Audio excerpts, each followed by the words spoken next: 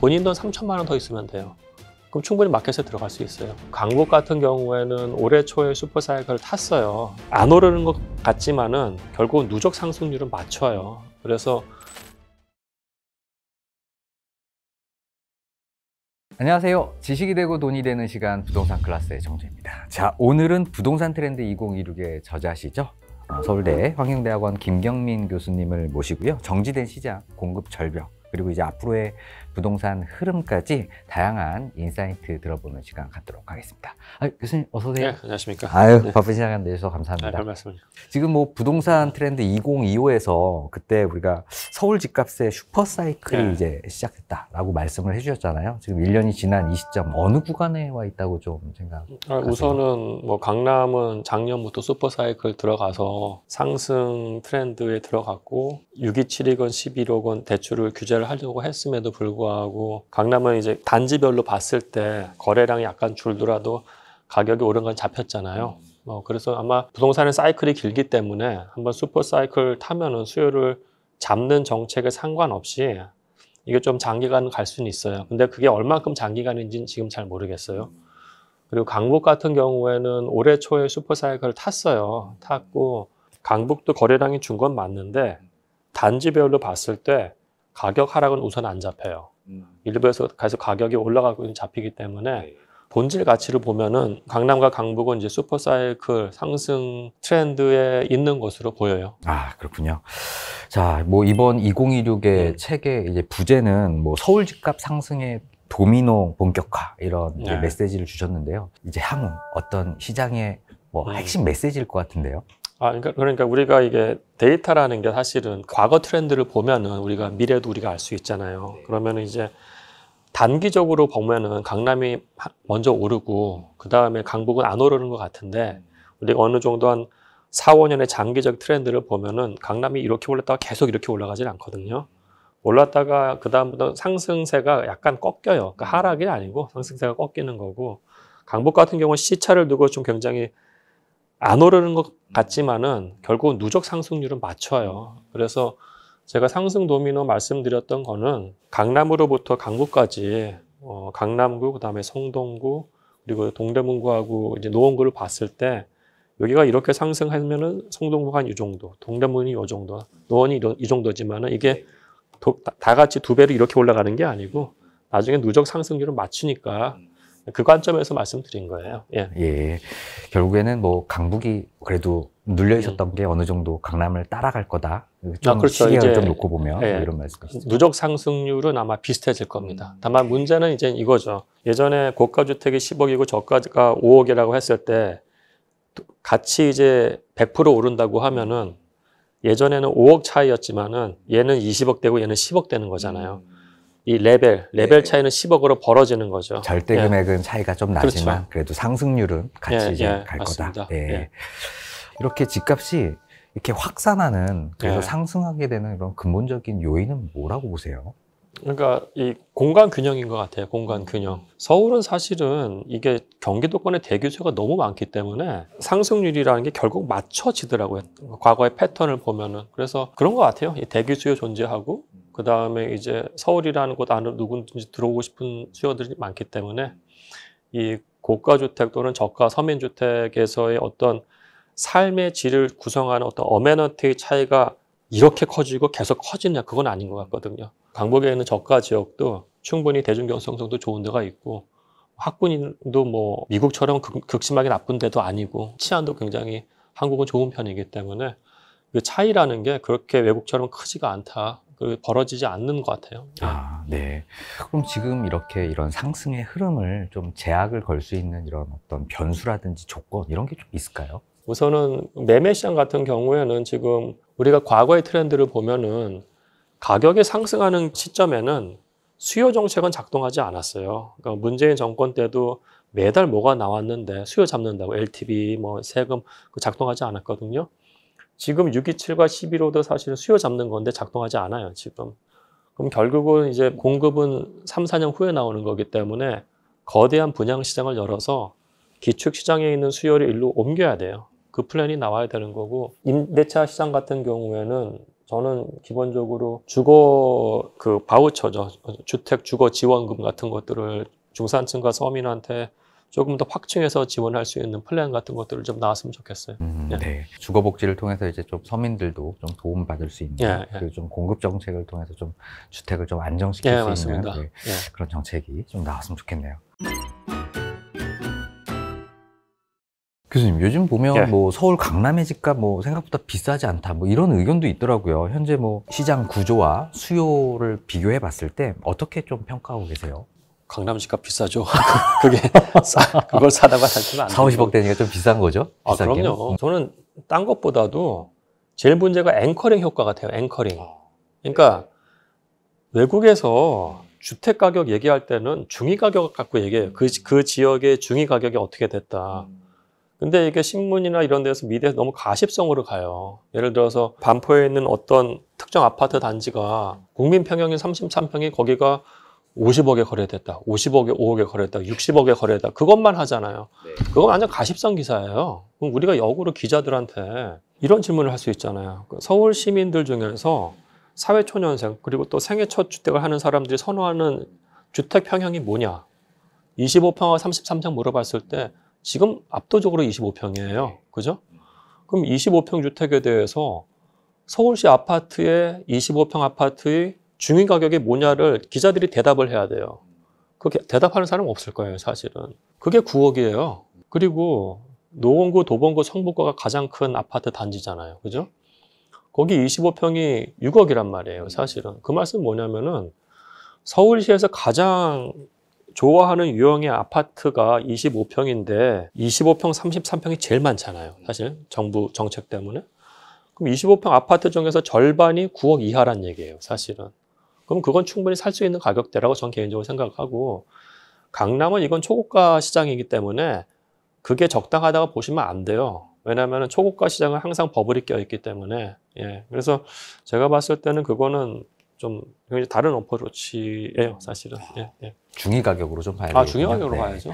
자, 그럼 만약에 글로벌 관점에서 다른 국제 도시랑 좀 비교했을 때 강남 집값의 수준, 뭐 초고가 시장, 그러니까 강남 집값 어느 정도 수준이에요? 아, 일본보다 확실히 높고요. 어. 다만 이제 일본에서도 이제 뭐 록봉기 힐즈라든지 아자부 다이엘스 같이 완벽 초고가 시장은 또 약간 달라요. 뭐 일본은 뭐 우리보다 더 양극화 더 돼 있고 상위 0.1% 부자는 우리보다 더 잘 살기 때문에. 근데 이제 한 1%대 가격을 보면 서울 아파트 가격이 결코 싸다고 할 수가 없어요. 그러니까 5년 전만 하더라도 한국은 사실 럭셔리 아파트 시장이 그렇게 존재하지 않았어요. 근데 2020년부터 지금까지 럭셔리 시장의 성장세를 보면 이게 굉장히 빠르거든요. 그래서 일본보다 평균 상위 0.1에서 1% 마켓은 더 비싸다. 다만 미국과도 비교했을 때도 이게 상당히 높은 수준이라고 우리가 얘기할 수 있어요. 이거 굉장히 높은 수준입니다. 예. 네. 아니, 저는 진짜 좀 잘 이해가 안 가는 게 지금 그런 초고가 시장에서의 급격한 상승세, 그 시계열을 보다 보면 정말 그 과거 2020년도를 이렇게 뚫어도 한참 좀 뚫었잖아요. 그렇죠. 예. 이게 똘똘한 한 채로 지금 쏠리고 있는 이런 부분들 정확하게 요인이 뭐라고 보세요? 우선은 똘똘한 한 채라는 거는 이런 0.1% 또는 1%의 아파트 단지의 가격이 이렇게 급등한 거는 양극화랑 연결이 되는 거예요. 그리고 이건 슈퍼스타 경제학이랑 연결이 되는 건데 집이라는 게 사실은 이 소득이 양극화된다고 하면 주거지역도 양극화될 수밖에 없어요. 그죠? 근데 슈퍼스타 경제학이라는 게 상위 1%가 그 시장에서 굉장히 많은 부분을 가져가는 거잖아요. 그러면 예를 들어가지고 주택을 구매하는 어떤 계층을 좀 보자고요. 축구 선수 또는 연예인들을 보면은 축구 선수 저는 나이가 좀 있으니까 뭐 최순호, 뭐 변병주 이런 선수가 제 나이 때 잘 나가던 선수인데 그 선수들의 어떤 그 연봉하고 당시의 평균적인 연봉의 갭은 이 정도인데 손흥민과 지금 평균적인 연봉이 이렇게 차이가 날 거라고요. 그죠? 네. 여기도 슈퍼스타 경제학이 작동을 하는 거예요. 상위 1%의 플레이어가 굉장히 많은 부분을 차지해요. 전체에서. 그럼 그런 사람들이 사는 데를 보자고요. 5군데를 넘어가지 않아요. 반포, 압구정, 청담동, 한남동하고 성수동이에요. 딱 여기. 네. 그죠?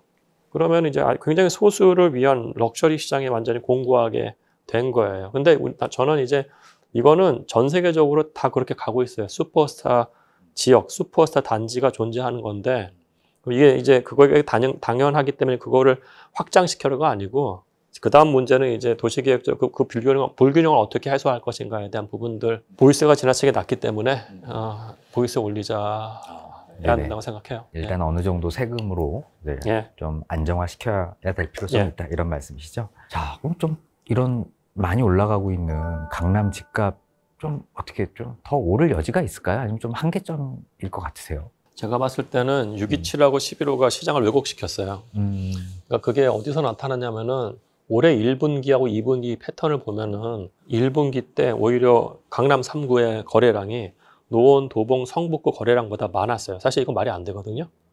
왜냐하면 노원, 도봉, 성북구 상대적으로 중저가 마켓이고 여기 고가인데 여기가 더 많은 게 정상이에요. 실질적으로. 근데 2분기 되면서 강남 3구의 거래량이 확 줄었어요. 60% 줄었어요. 그 말씀 뭐냐면은 강남 같은 경우에 막 오르다가 아까 말씀드린 것처럼 거래량이 줄면서 그 상승폭이 약간 꺾일 수가 있는 거예요. 근데 이게 시장이 왜곡되면서 오히려 여기서 신고가도 나오기 시작을 했어요. 그래서 제가 봤을 때 정부가 이렇게 정책을 펼침으로써 오히려 시장 왜곡하는 게 더 나타난 것 같아요. 그러니까 거래가 많이 되면은 그 안에서 우리가 적정 가격, 옵티멀한 가격이 매겨질 수 있는데 팔고 싶어 하는 사람들은 좀 비싸게 팔고 싶어 하잖아요. 그들의 분포는 이렇게 돼 있고요. 사고 싶어 하는 사람들도 분포도 있어요. 사고 싶어 하는 사람들은 좀 더 싸게 사고 싶어 하겠죠. 그럼 이 중간에서 서로 딜을 하면서 거래가 중간에서 되는 건데 이 사람들은 여전히 가만히 있었어요, 사실은. 문제는 뭐냐면 여기를 막아버린 건데 이 중에서 현금 있는 사람이 갖다 붙어버린 거예요. 그러니까 이게 원래 이 정도 거래가 되는 게 아니고 더 높은 가격에서도 거래가 될 수 있는 거라고요. 네. 따라서 이게 마켓을 조금 왜곡시킨 점이 좀 커요. 제가 봤을 때는. 예. 그러니까 이제 뭐 올해 2분기 거래량만 놓고 보면 그래도 높은 가격 때문에 약간 안정화될 여지가 있었던 게 예. 그죠? 대책으로 인해서 오히려 이렇게 수요가 이렇게 붙은 이런 저는 효과가 그렇게 있다는 봅니다. 거죠. 예. 네.